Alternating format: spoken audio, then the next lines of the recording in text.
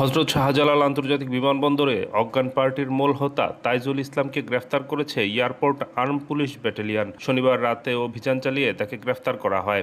APBN জানায়, শনিবার ভুক্তভোগী আরাফাত হোসেন তার খালাতো ভাইকে বিদায় জানাতে হযরত শাহজালাল আন্তর্জাতিক বিমানবন্দরে যায়। বিদায় পর্ব শেষে ডিপার্চার এলাকায় অবস্থানকালে তাইজুল ইসলামের দেওয়া কফি পান করেন আরাফাত। পরে অজ্ঞান হয়ে যায়। পরে এয়ারপোর্ট এবিপিএনের সহকারী পুলিশ সুপার ফাউজুল কবির মঈনের নেতৃত্বে একটি দল দারুস সালাম এলাকায় হোটেল রয়্যালে অভিযান চালিয়ে ৫৫টি বিভিন্ন মডেলের মোবাইল ফোন, ১০টি বিভিন্ন মডেলের আর্ম হেডফোন, ১৫টি হাতঘড়ি, ৪ পিস চেতনানাশক ট্যাবলেট, ২টি চেতনানাশক পুড়িয়া, নগদ বাংলাদেশি ২,২৩,০০০ টাকা, সৌদি আরবের ৫৩.৫০ রিয়াল, তুরস্কের ১ লিরা এবং বিভিন্ন মালামাল উদ্ধার করা হয়। এ ঘটনায় রোববার আরাফাত হোসেন বাদী হয়ে ঢাকার মেট্রোপলিটন এলাকার বিমানবন্দর থানায় তাইজুলের বিরুদ্ধে মামলা দায়ের করেন।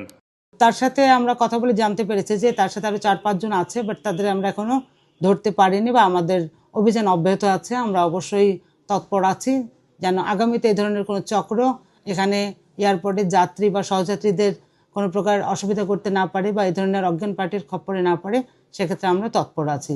২০১১-১০ সাল থেকে এয়ারপোর্টের এয়ারপোর্টের যাত্রী সহযাত্রীর নিরাপত্তা এবং আইনশৃঙ্খলা রক্ষায় দৃঢ় প্রতিজ্ঞভাবে কাজ করে যাচ্ছে।